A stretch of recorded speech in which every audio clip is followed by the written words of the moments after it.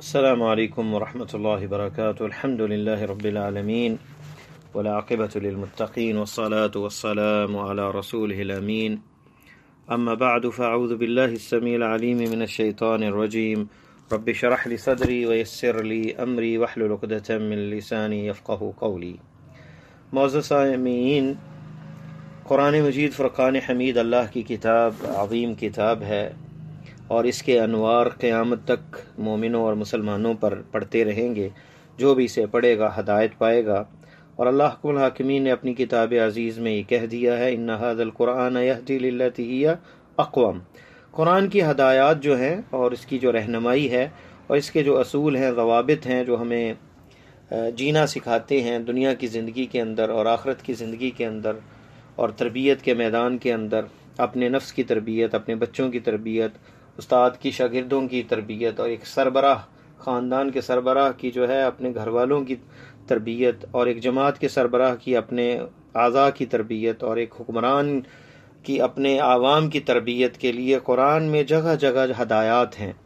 ہم نے سورہ بقرہ شروع کی تھی، اس کے فضائل پڑھے، اس کے مقاصد بھی دیکھے. آج کی نشست میں ہم بعض ہدایات جو سورہ بقرہ میں ہیں، پوری تو نہیں ہم کر سکیں گے، چند پہ جو ہے وہ بات کریں گے.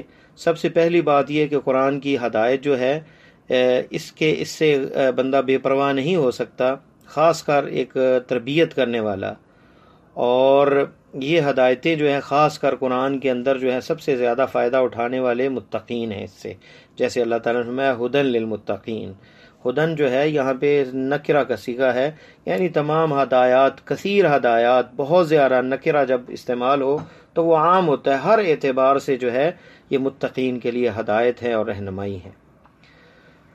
ایمان بالغیب اس کے اندر بتایا گیا ہے کہ مومن جو ہیں وہ یؤمنون بالغیب، اور یہ نیک اعمال کی طرف محفظ ہے، بندے کو جو ہے قوت اور طاقت دیتا ہے. دوسری ہدایت جو ہے ایمان بالغیب جو ہے انسان کو وہ قوت، وہ اسٹرینتھ دیتی ہے کہ بندے کا عمل جو ہے وہ پختہ ہو جاتا ہے. تیسری بات، اور یہ تربیت کرنے والوں کے لیے بہت ضروری ہے کہ وہ تربیت جن کی کر رہے ہیں انہیں یقین دلائیں کہ وبالآخرۃ ھم یوقنون، کہ آخرت پر یقین جو ہے جتنا مستحکم ہوگا، جتنا پختہ ہوگا، اتنا ہی عمل جو ہے اور ظاہری اعمال جو ہیں وہ بہتر ہوں گے.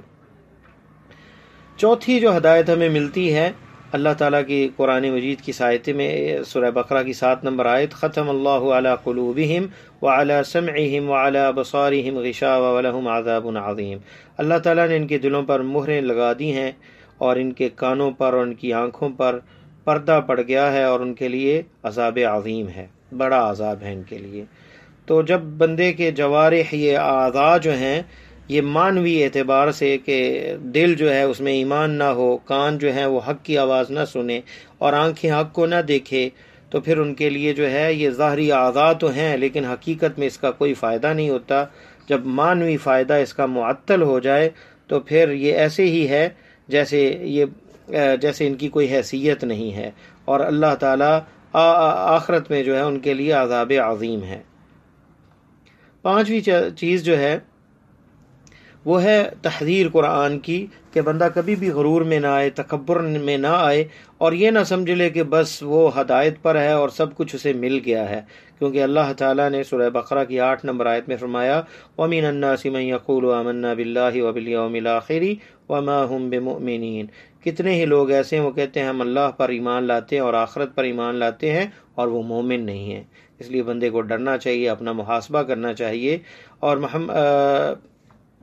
تابعین میں حسن بصری کہتے ہیں کہ میں 70 صحابہ سے ملا، اور وہ اپنے اوپر جو ہے نفاق سے ڈرتے تھے کہ کہیں وہ منافق تو نہیں ہے. اور عمر رضی اللہ تعالیٰ عنہ، حذیفہ رضی اللہ تعالیٰ عنہ سے پوچھتے تھے کہیں میرا منافقین کی لسٹ میں نام تو نہیں ہے، اور ہم بے پرواہ ہو جاتے ہیں کہ بس ہم سے بڑا کوئی ایماندار نہیں. تو اس میں تحذیر ہے اور ڈرایا ہے اللہ تعالیٰ نے کہ اپنے ایمان کی فکر کرنی چاہیے. چھٹی چیز جو ہدایت ہے کہ بیماری جو دل کی ہے وہ سب سے بڑی بیماری اور بیماریوں کا گھر ہے. اللہ تعالیٰ فرماتے ہیں فی قلوبہم مرض. جو کفر ہے اور نفاق ہے اس کا بوٹا جو پنپتا ہے وہ دلوں کے اندر پنپتا ہے، اور دلوں کے اندر پروان چڑھتا ہے. تو دل جو ہے وہ جگہ ہے بیماریوں کی. تو دل کی اصلاح جو ہے یہ سب سے پہلے ہونی چاہیے. ساتویں ہدایت جو ہے سورہ بقرہ کی آیت نمبر 11 وَإِذَا قِيلَ لَهُمْ لَا تُفْسِدُوا فِي الْأَرْضِ قَالُوا إِنَّمَا نَحْنُ مُصْلِحُونَ۔ ہمیشہ فساد کرنے والے یہی نعرہ لگاتے ہیں کہ ہم تو اصلاح کر رہے ہیں۔ جب انہیں کہا جاتا ہے زمین میں فساد نہ کرو تو کہتے ہیں ہم تو اصلاح کرنے والے ہیں۔ تو بندہ جو ہے یہ سب سے بڑی مصیبت نہیں ہے کہ جب فساد کرنے والا جو ہے اور تباہی مچانے والا اپنے آپ کو مصلح اور اصلاح کرنے والا سمجھ لے۔ اور انحراف جو ہے اللہ تعالیٰ کے دین کے ساتھ جو ہے بندے کو اتنا دور لے جاتا ہے کہ جس کو عقل بھی تسلیم نہیں کرتی، اور نہ ہی فطرت، انسانی فطرت۔ اللہ تعالیٰ فرماتے ہیں اولئک الذین اشتروا الضلالۃ بالہدی، یہ لوگ جنہوں نے ایمان کو چھوڑا اور کفر کو اختیار کیا، ان کی مثال ایسے ہی ہے جیسے انہوں نے گمراہی جو ہے وہ خرید لی ہدایت کے بدلے میں۔ فما ربحت تجارتہم، نہ ان کی تجارت نے اس نے فائدہ دیا، وما کانوا مہتدین، نہ وہ ہدایت والے ہیں۔ تو بندہ دنیا کے فوائد جتنے بھی سمیٹ لے، مومنوں کو جتنا بھی دھوکہ دے دے اور فراڈ کر لے، جھوٹ اور اپنی چرب زبانی سے انہیں جو ہے منوا لے، ان سے باتیں اور دنیا کے فوائد حاصل کر لے، لیکن اللہ کے ہاں وہ انہوں نے حقیقت کے اندر اپنی چرب زبانی سے اللہ کو دھوکہ نہیں دیا، خود اپنے آپ کو مصیبت میں ڈالا ہے اور ہدایت کے بدلے میں گمراہی کو خرید لیا ہے۔ اہم جو مقصد ہے اللہ تعالیٰ نے قرآن مجید کے اندر وہ اللہ تعالیٰ نے ذکر کیا ہے، اللہ تعالیٰ کی تعریف ہے، اللہ تعالیٰ کی پہچان ہے، اور اللہ تعالیٰ کی پہچان اللہ کی نعمتوں سے ہوتی ہے جو اللہ تعالیٰ نے اپنے بندوں کو دی ہے، اور ان نعمتوں کو یاد کرنا اور ان نعمتوں کو جو ہے یاد کر کے بندہ اپنے رب کے ساتھ اپنا رشتہ مضبوط کرتا ہے، تعلق مضبوط کر لیتا ہے۔ سورہ بقرہ کی 22 نمبر آیت میں فرمایا الذی جعل لکم الارض فراشا، وہ اللہ ہے، وہی ذات ہے جس نے تمہارے لیے زمین کو فراش بنایا، برابر بنایا، والسماء بناء، آسمان کو چھت بنایا، وانزل من السماء ماء، آسمان سے بارش نازل کی، فاخرج به من الثمرات رزقا لكم، اور تمہارے لیے پھل نکالے جو تمہارے لیے رزق ہے۔ دیکھ لیں مٹی بھی وہی ہے، پانی ایک ہے، پھلوں کے ذائقے الگ ہیں، ان کے رنگ الگ ہیں۔ کیا اللہ تعالیٰ کا یہ شاہکار قدرت ہے اور کیا زبردست نعمتیں ہیں جو بندوں کے لیے اللہ تعالیٰ نے بنائی ہیں۔ اور آگ جو ہے یہ وہ عقاب ہے جو اللہ تعالیٰ کی نافرمانی کرتا ہے، اور اللہ تعالیٰ نے بڑے ہی ڈرانے والے انداز میں بتایا کہ یہ وہ حاجز ہے ایک گناہ گار بندے اور ایک گناہ اور جو گناہ سے بچنے والا ہے ان کے درمیان یہ حاجز ہے کہ بندے کو گناہ سے باز کر رکھنے کے لیے یہ وہ چیز ہے، یہ وہ ڈر ہے، یہ وہ خوف ہے اللہ تعالیٰ جو ہمیں دلاتے ہیں کہ معاصی اور گناہوں کو چھوڑ دیں۔ اور اللہ تعالیٰ نے جہاں چیلنج کیا اس قرآن کے مقابلے میں کوئی کتاب کوئی صورت نہیں لا سکتے، تو فَإِن لَمْ تَفْعَلُوا وَلَن تَفْعَلُوا، ہرگز نہیں ہو سکتا، فَاتَّقُوا النَّارَ، پس آگ سے ڈر جاؤ جس کا ایندھن جو ہے لوگ اور پتھر ہیں، اور پتھر سے سالڈ اور سخت کوئی چیز نہیں ہے۔ جس کا ایندھن پتھر ہوگا تو وہ کتنی شدید نار ہوگی، جیسے حدیث میں آتا ہے کہ اللہ تعالیٰ نے 1000 سال آگ کو جلایا تو وہ سرخ ہوئی، پھر 1000 سال جلایا تو وہ سفید ہوگی، پھر 1000 سال اسے جلایا تو وہ سیاہ ہوگی۔ تو فرمایا جہنم کی آگ سودا مظلمہ، اندھیری اور سیاہ جو ہے اس کی آگ ہے۔ 3000 سال چلی ہوئی یہ آگ جو ہے وہ کتنی خطرناک آگ ہوگی، اور جس کا ایندھن پتھر ہیں۔ اللہ تعالیٰ مثالوں کے ذریعے بھی جو ہے بندے کی تربیت کرتے ہیں۔ ان اللہ لا یستحی ان یضرب مثلا ما بعوضۃ فما فوقها، سورہ بقرہ کی آیت نمبر 26۔ اللہ تعالیٰ شرماتے نہیں ہیں کہ تمہارے لیے مثال بیان کریں مچھر کی یا اس سے کچھ اوپر، اور مچھر جو ہے ہمیں تو چھوٹی سی چیز نظر آتی ہے، سائنسدان حیران ہیں اس کے اوپر جب انہوں نے ریسرچ کی کہ اس کی 100 سے زیادہ آنکھیں ہیں اور اس کی کمر کے اندر پوری لیب ہے، لیبارٹری ہے۔ جب وہ کسی کا خون چوستا ہے تو وہ پہلے چیک کرتا ہے کہ یہ خون اسے نقصان دہ ہے فائدہ مند ہے، تو پھر وہ اس کا خون جو ہے وہ چوستا اس بندے کا۔ مچھر جو ہے یہ چھوٹی سی چیز ہے اور اللہ تعالیٰ نے اتنا کچھ اس کے اندر رکھ دیا ہے۔ اور پھر علم جو ہے یہ سب سے وہ چیز ہے جس سے اللہ تعالیٰ نے آدم کو عزت دی ان عبادت گزار فرشتوں کے اندر۔ تو علم جو ہے یہ ترقی کی راہ ہے اور اس میں تمیز ہے، اس میں انفرادیت ہے۔ تو علم کے ساتھ بندہ عزت پاتا ہے، منفرد ہوتا ہے، علم کے ساتھ ترقی پاتا ہے، اللہ کے ہاں مقام پاتا ہے۔ اللہ تعالیٰ کا فرمان ہے وَعَلَّمَ آدَمَ الْأَسْمَاءَ كُلَّهَا، اللہ تعالیٰ نے نام یاد کروائے، آدم کو علم دیا کلھا تمام چیزوں کے ناموں کا. سورہ بقرہ آیت نمبر 31. اسی طرح بندہ کبھی بھی جو ہے اپنے علم پر ناز نہ کرے، تکبر نہ کرے، غرور نہ کرے. فرشتوں نے جب کہا اللہ کے دربار کے اندر کہ اللہ تعالیٰ نے جب بتایا کہ میں تو آدم کو پیدا کرنے والا ہوں، ایک انسان کو، اور انہوں نے اعتراض اس کے بارے میں کیا کہ یہ تو زمین میں فساد برپا کریں گے اور ہم تمہاری تسبیح بیان کرتے ہیں، تو اللہ تعالیٰ نے جب انہیں ڈانٹا تو انہوں نے پھر اینڈ میں یہی کہا، اپنے علم کا اعتراف کرتے ہوئے کہا لا علم لنا الا ما علمتنا، اے اللہ ہمارا تو علم وہی ہے جو تو نے ہمیں عطا کیا ہے. تو جتنا بھی علم بندے کو ملے وہ اللہ ہی کی طرف سے ہے، یہ بھی اس آیت سے ہمیں سمجھ آتی ہے. تکبر 15ویں نمبر پہ جو ہدایت ہمیں ملتی ہے، تکبر جو ہے یہ مصائب کی جڑ ہے. تکبر جو ہے اللہ تعالیٰ کو بالکل پسند نہیں، اس لیے حدیث میں آتا ہے، فرمایا الکبریاء ردائی، تکبر جو ہے یہ میری چادر ہے. سورہ بقرہ کی آیت نمبر 34 میں فرمایا الا ابلیس ابا واستکبر، ابلیس نے انکار کر دیا سجدہ کرنے سے، واستکبر، اور تکبر کیا. تو تکبر جو ہے یہ ابلیس کی وہ بنیاد تھی اللہ سے منہ موڑنے کی، آپ اللہ تعالیٰ کی نافرمانی کرنے کی، جس سے وہ ذلیل و رسوا ہوا. اور آج بھی دنیا کے اندر جو تکبر اور متکبر ہوتا ہے اللہ تعالیٰ اسے ذلیل کر دیتے ہیں. آخرت میں تو ذلت ہے کہ اسے ذرات کی شکل میں قیامت کے روز اٹھایا جائے گا، لیکن دنیا کے اندر بھی تکبر کا بولنے والوں کو اللہ تعالیٰ ذلیل و رسوا کر دیتے ہیں. کسی نے تکبر کیا تھا، فرعون نے کہا انا ربکم الاعلی، اور میرے نیچے یہ نہریں بہتی ہیں، اللہ تعالیٰ نے اسی نہر کے اندر اسے غرق کر کے رکھ دیا، پانی کے اندر غرق کر دیا اور دنیا کے لیے عبرت بنا دیا.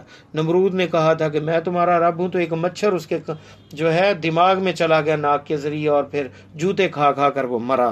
اور تیسری مثال ہمارے اس دور کی ٹائٹینک کو بنانے والے، وہ بحری جہاز بنانے والے نے اتنی ٹیکنالوجی استعمال کی کہ اس جہاز کو کبھی کوئی حادثہ پیش نہیں آئے گا، اور وہ پہلے سفر میں ہی اللہ تعالیٰ نے اسے غرق کر دیا. ہمیشہ بڑی بات نہیں کرنی چاہیے.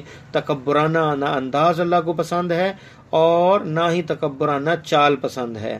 اسی لیے شلوار ٹخنوں سے اوپر رکھنے کا حکم ملا کہ بندہ تکبر نہ کرے. اور وہ بندہ جو قارون تھا، اپنے خزانوں سمیت اللہ تعالیٰ نے جب وہ چلا تکبر کی چال اپنی چادر لٹکاتے ہوئے، اور لوگوں نے حسرت سے اسے دیکھا، اس کی شان و شوکت کو، اللہ تعالیٰ نے اسے زمین کے اندر اس کے مال و دولت سمیت جو ہے دھنسا کے رکھ دیا. توبہ جو ہے یہ اللہ تعالیٰ کی طرف سے نعمت ہے، اور اللہ تعالیٰ کی طرف سے یہ احسان ہے بندے پہ، اور اللہ کی نعمت ہے جس کو توبہ کی یہ نعمت مل جائے. کیونکہ اللہ تعالیٰ کا فرمان ہے سورہ بقرہ آیت نمبر 37 فَتَلَقَّى آدَمُ مِن رَبِّهِ، آدم نے سیکھے وہ کلمات، من ربه کلمات سیکھے، فتاب علیہ، اور جن کو ادا کیا آدم نے، اللہ سے توبہ مانگی. وہ کلمات سکھانے والی ذات اللہ تعالیٰ کی تھی. تو اللہ کی توفیق کے بغیر تو ایک پتہ نہیں ہلتا اور ہمارا ایک قدم نہیں چل سکتا. تو ہماری نیکیاں، ہماری عبادتیں، ریاضتیں، ہماری کاوشیں، ہماری محنتیں، یہ بھی اللہ تعالیٰ کا احسان اور کرم ہے ہم پر کہ جس نے ہمیں یہ توفیق دی. اور بندے کی سعادت جو ہے وہ خوف اور آئندہ مستقبل کا خوف دور ہو جائے اور پیچھے ماضی کا غم ختم ہو جائے، اس میں سعادت ہے، اس میں خوش بختی ہے. اور اللہ تعالیٰ نے بتا دیا ہے وَمَن تَبِعَ هُدَايَ فَلَا خَوْفٌ عَلَيْهِمْ، اور جس نے اللہ تعالیٰ کی ہدایت کی پیروی کی، فَلَا خَوْفٌ عَلَيْهِمْ وَلَا هُمْ يَحْزَنُونَ، نہ تو مستقبل کا ان کو خوف رہتا ہے اور نہ ماضی کا. تو سعادت اور خوشی اسی چیز میں ہے جو قرآن نے ہمیں اسلوب بتایا ہے کہ مستقبل کا خوف اور ڈر نہ ہو، اور جو گزر چکا ہے اس کا غم نہ ہو. اور یہ اللہ تعالیٰ کی ہدایت اور اللہ تعالیٰ کے طریقے پہ چلنے سے حاصل ہوگا. اور اللہ تعالیٰ کی نعمتوں کو یاد کرنا یہ بھی عبادت ہے. اللہ تعالیٰ نے فرمایا اذکروا نعمتی التی انعمت علیکم، بنی اسرائیل کو کہا میری ان نعمتوں کو یاد کرو جو تم پر میں نے انعام کی. تو نعمتوں کو یاد کرنا بھی عبادت ہے. اس سے اللہ تعالیٰ کے لیے شکر کے جذبات پیدا ہوتے ہیں اور عبادت کے اندر بندہ آگے بڑھتا ہے. اور اللہ تعالیٰ نے یہ بھی بتا دیا ہے الجزاء من جنس العمل، کہ انسان کو بدلے عدلے کا بدلہ ملے گا، جیسا کریں گے ویسا ہوگا۔ احسان کا بدلہ احسان ہے، ظلم کا بدلہ ظلم ہے۔ اللہ تعالیٰ کا فرمان ہے سورہ بقرہ کی 40 نمبر آیت میں، وَأَوْفُوا بِعَهْدِي أُوفِ بِعَهْدِكُمْ، تم میرے عہد کو، وعدے کو پورا کرو۔ اللہ کہتے ہیں میں اپنا وعدہ پورا کروں گا، اور اللہ کا وعدہ ہے کہ جتنے بھی زمین پر بسنے والے رزق اللہ کے ذمہ ہیں۔ ہم اللہ کے شریعت کے پاسدار بن جائیں، اس کے اوامر، اس کے نواہی، اس کے پابند بن جائیں، تو پھر اللہ تعالیٰ جو ہے اپنے انعامات کی بارش کر دیں گے۔ اللہ تعالیٰ کی طرف سے جو ہے وہ وعدہ پورا ہوگا رزق پہنچانے کا۔ اسی طرح اسے اللہ تعالیٰ کی ملاقات جو ہے یہ وہ ان اسباب میں سے ہے جو نماز کے اندر بندے کو خشوع دیتی ہے، اور نماز میں بندے پہ خشیت طاری ہوتی ہے اللہ تعالیٰ سے ملاقات کے۔ بندہ دنیا میں کھڑا ہے، رب سے ہم کلام ہے، اور آخرت میں بھی اللہ سے ملاقات ہوگی۔ اللہ تعالیٰ کا فرمان ہے سورہ بقرہ کی آیت نمبر 45 اور 46، وَإِنَّهَا لَكَبِيرَةٌ إِلَّا عَلَى الْخَاشِعِينَ، نماز بھاری ہے، کبیرہ ہے، خاشعین مگر خاشعین پر نہیں۔ خاشعین کون ہے؟ الذین یظنون انہم ملاقو ربہم، جنہیں یقین ہے کہ ان کی رب سے ملاقات ہونے والی ہے اور وہ اسی طرف رجوع کرنے والے ہیں۔ اور قیامت کے روز ہمیں اپنے عمل کے علاوہ کوئی فائدہ نہیں دے گا، نہ کوئی حسب نسب، نہ کوئی خاندانی جاہ و جلالت۔ اللہ تعالیٰ کا فرمان ہے واتقوا یوما لا تجزی نفس عن نفس شیئا، اس دن ڈر جاؤ، اس دن سے جس سے ایک نفس دوسرے کو کوئی نفع نہیں دے سکے گا۔ شفاعت ہوگی، سفارش ہوگی، لیکن جس کی سفارش ہے اس کی بھی اذن اللہ کی طرف سے ملے گی، اور سفارش کرنے والوں کو بھی اجازت لینی پڑے گی، اور جس کی سفارش کرنی ہے اس کے بارے میں بھی اجازت اللہ کی طرف سے ملے گی تو سفارش ہوگی۔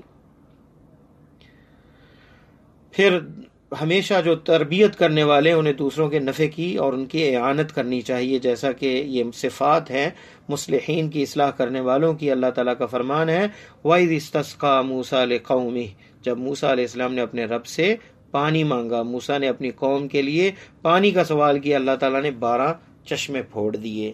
تو ہمیشہ جو ہے اپنے مصلحین جو ہے اپنی رعایا کے لیے، اپنے جو جن کی تربیت وہ کرتے ہیں ان کے لیے ان کے خیر خواہ ہوتے ہیں۔ اور انسانی نفس جو ہے یہ بھی بتا دیا قرآن نے کہ یہ بور ہو جاتا ہے کسی چیز کو مسلسل کر کے، اور اس کی دوا جو ہے وہ صبر ہے۔ بنی اسرائیل نے صبر نہیں کیا اور کہا وَإِذْ قُلْتُمْ يَا مُوسَىٰ لَن نَّصْبِرَ عَلَىٰ طَعَامٍ وَاحِدٍ، اے موسیٰ ہم صبر نہیں کر سکتے من و سلوہ پر، تو ہمیں جو ہے وہ بصل چاہیے، ہمیں پیاز چاہیے، ہمیں ککڑی چاہیے، اور یہ دوسری چیزیں چاہیے۔ تو اپنے لیے انہوں نے مشقت کو کھینچا۔ اگر وہ صبر کرتے تو ان کے لیے من و سلوہ اللہ تعالیٰ آسمان سے نازل کرتے تھے۔